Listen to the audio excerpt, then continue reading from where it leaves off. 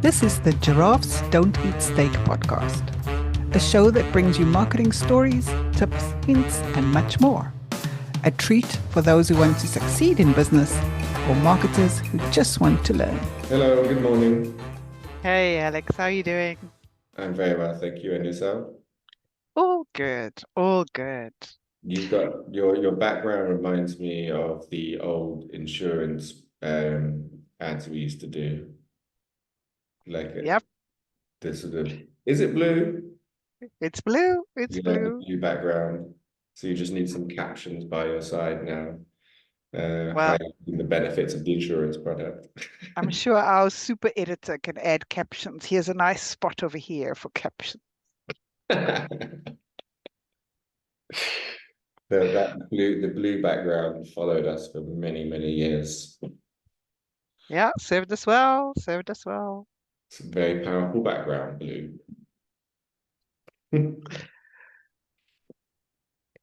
So, other than my blue background, because I'm in the city today, um, at the office, but I'm also attending quite a lot of conferences and events at the moment. There's a lot going on, and as you know, I love learning new stuff.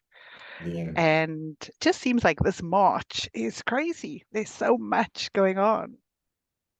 I mean, the beginning of the year is quite often everyone wants to pack everything in, try and get everything done for the year, show what they're working on, um, take the opportunity of the year.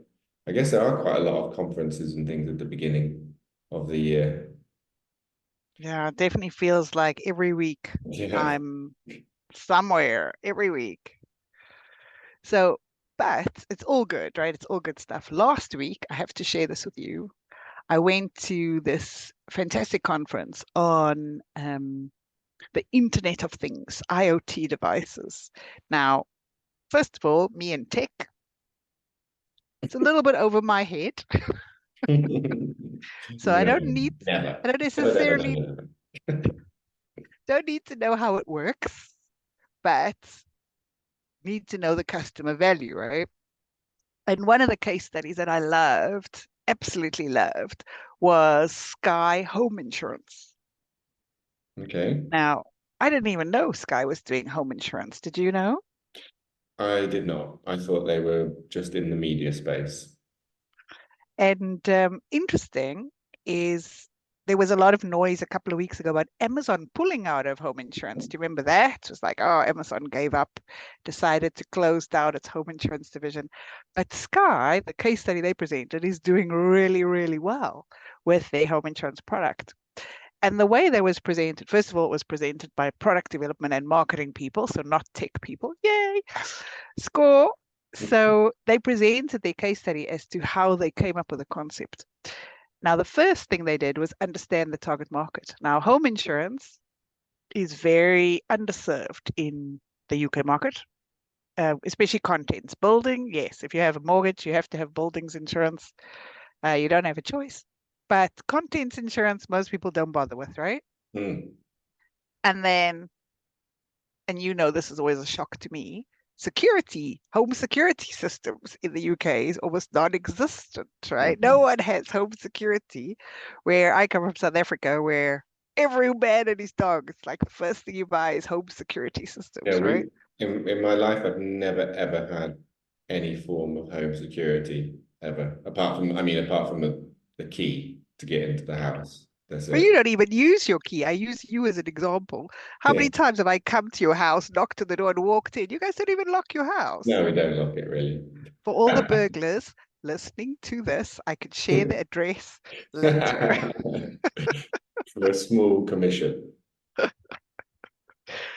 But so Skye looked at those two things and said, well, what is the real need of the consumer? And what they did is they bundled it.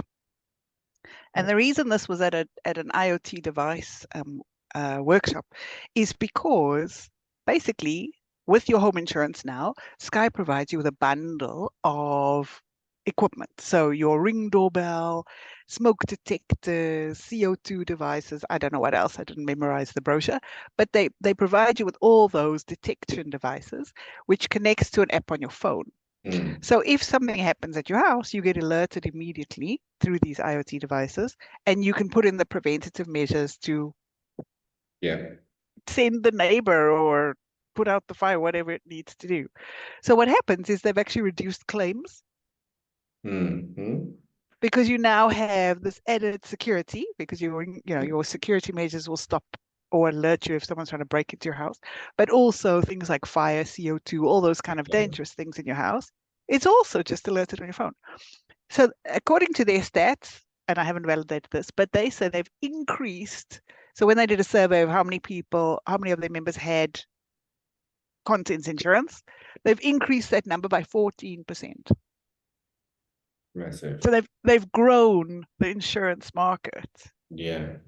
by producing something that actually makes sense to people now, right? Because it's not about buying insurance. It's about buying the protection and the alertness and the awareness, right, of something's happening at my house. Yeah, they've made it a tangible purchase. It's, the Exactly. thing that was always very difficult about selling life insurance is you have to sell something that doesn't exist to that person in this moment. You're Yep. selling a promise. It's the same, well, it's insurance, right? Insurance Yep. is a promise. But they've made it a tangible product. I'm going to buy this. Abs- I'm going to get all of these things that I can use now in this real time that's going to prevent things. Yeah, it's beautiful. I mean, obviously they must have done, I'm sure they've done all the calculations of the costs of buying all of the IoT devices and sending those, and obviously the margin is outweighed um by the drop in claims. Yeah, well, so a couple of things is it's a 2-year contract where traditionally it's 1 year. So they make sure they're reclaiming their cost. Makes Mm. sense. 2 years is nothing. And then it is a little bit more expensive than your ordinary home contents insurance. But again, you kind of would expect it for the service you're getting, for the additional benefit, etc. So I loved it. I must admit, I was like, this is actually what marketing is all about, right? It's about innovating. It's about really understanding the customer need, unpacking what customers are saying to get to the real truth of what they need, right? Yeah, exactly. I mean, it's why are they getting insurance? Because they're actually scared of, for the home insurance, for example, they're protective over their belongings, right? They're scared of losing them, and the current or the existing option is, okay, if I lose it, I'll get reimbursed, or I can get another one. But this is a Yeah, step forward, a step better. It's like, no, you can still keep your things because the burglar will be stopped in their tracks, or the fire will be prevented from spreading. exactly, right? Oh, I was so excited by this. I thought this was really awesome. I then went and did a quote straight away, as I do, go mystery shopping. And it was a lovely process. It was smooth, online quotes, got my fee immediately. Fantastic. So yeah, love that kind of That's innovation. a really good, a well thought out bundle. There are many bundles that don't make sense. Yeah, That one has a logical step to it. But I know we've done some testing before when you just try and throw in more of the same kind of products within one product. yeah. Because on the face of it, you think, oh, maybe it's more attractive because I'm going to offer them more things for the same price. But it can actually be a turnoff because it's just too complicated. You don't understand exactly what the benefit is of everything, and it's too much to take on. But when you create Yeah. an additional tangible step, something that they can see and And understand, provides real value, right? It's real yeah, value. I mean that's where it is. It's the value, isn't it? It's about understanding real customer value. Yeah, I Mm. got very, very excited. I mean, some of the other things at this conference was there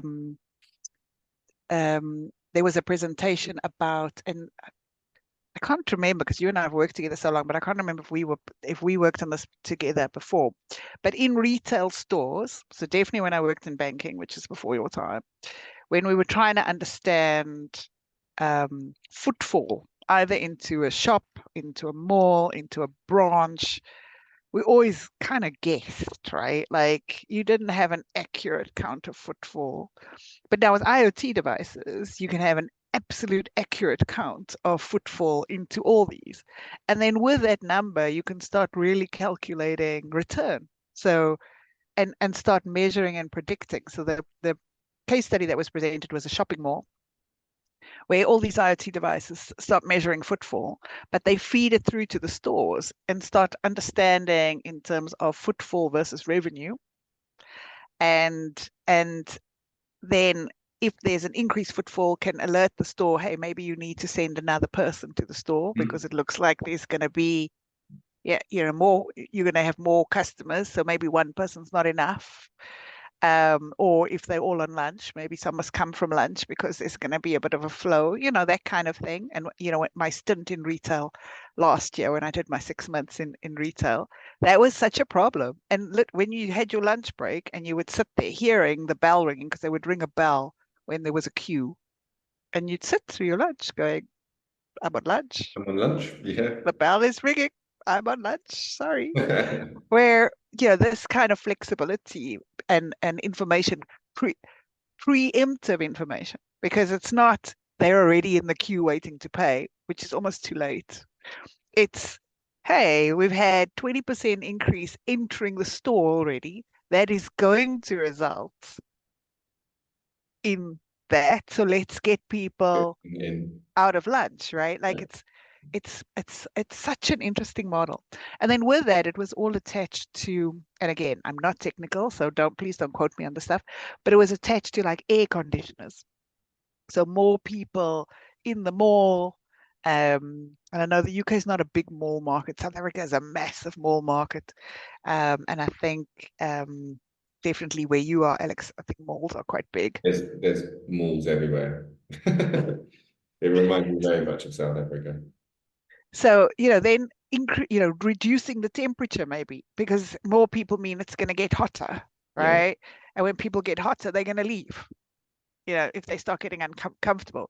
So automatically reducing the temperature, just so much cleverness, right? That you can do in terms of predicting behavior, stopping problems.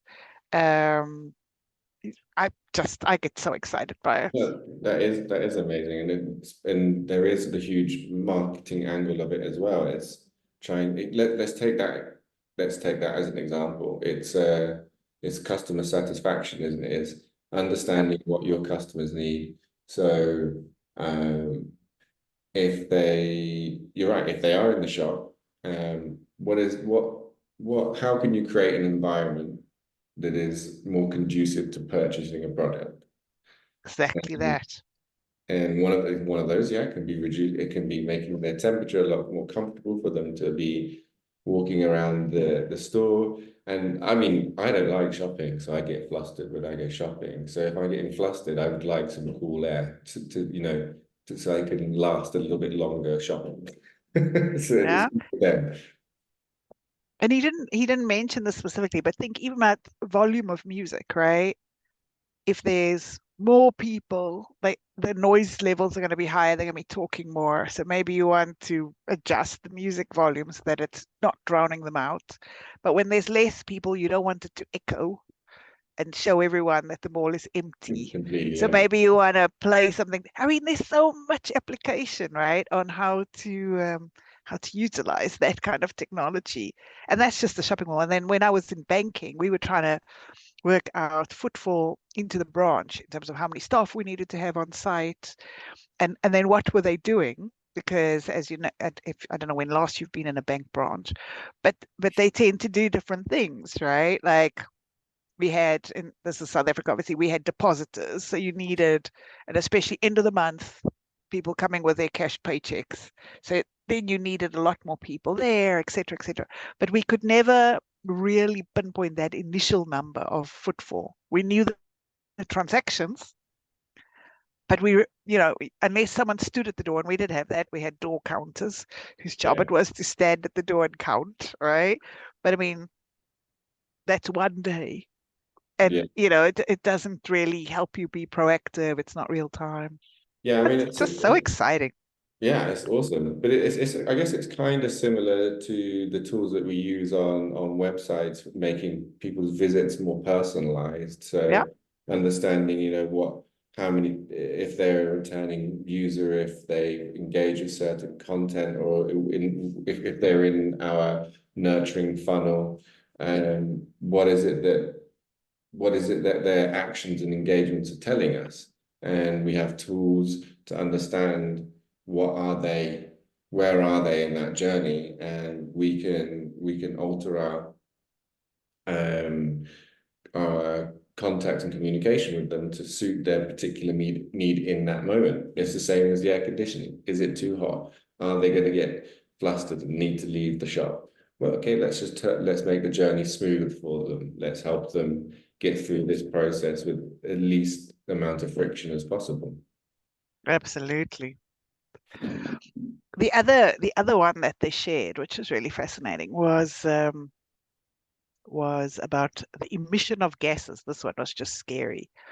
And how these tools, they just put them around these plants, can detect the emission of dangerous gases just before it starts, right? Well, just when it's starting, so that you can send someone to go and fix it straight away, where, in some cases, the gases can actually spread and kill people before someone finds out. So that one was a little bit scarier. But I'm like, why isn't it mandatory? Let's just make every industrial Yeah. park have these things, like, please. Oh my goodness, that is scary. Because you don't think that when you visit an industrial park, oh, I wonder if there's a dangerous chemical leak happening somewhere. That's funny. When you were talking about plants, I thought you were talking about actual plants for a second. Just Oh, my mind is on plants quite a lot. We've been buying quite a lot of plants recently. I only just found out, I don't know, maybe I'm just very, very slow. I always knew that trees, it felt like cooler when you were near a tree, but I didn't realize trees and plants have their own air conditioning system. Um, mm, and they make the air around them cooler. I had no idea. I just completely oblivious to that. I guess living in the UK, I've never really had to worry about trees cooling. cooling me. Yeah, but living in Colombia is a big thing. So now I'm just like, I want plants everywhere. I want them around me all the time to keep me cool. And the benefits of releasing oxygen, right? Yeah, So exactly. lots of benefits. And they Yeah, smell nice. they do. They do. And they look lovely. You obviously just missed that whole 3 months of biology at school. You slept through it. I just miss school. Just skip that part. Awesome. Well, So have your devices arrived? no, not yet. I'm expecting them any day now, so I will let you know how that goes. And Cool. tomorrow I'm at another conference, all about insurtechs. I always love seeing what new and innovative things startups, especially startups, are coming up with. So yeah, looking forward to learning some more awesomeness, especially people that have taken the customer into account with Mm, developing these, right? awesome. We look forward to hearing all the exciting things you see there. Awesome. Talk to you soon. Bye bye. Bye. That wraps up this episode of Giraffes Don't Eat Steak. Thanks for joining us. I hope you found value in our discussion and got some new ideas to apply to your own business. Tune in next week for another round of marketing insights and inspiration. If you enjoyed this episode, please leave us a review and subscribe on Apple Podcasts, Spotify, or wherever you listen to podcasts. We appreciate you listening. Catch you next time on Giraffes Don't Eat Steak.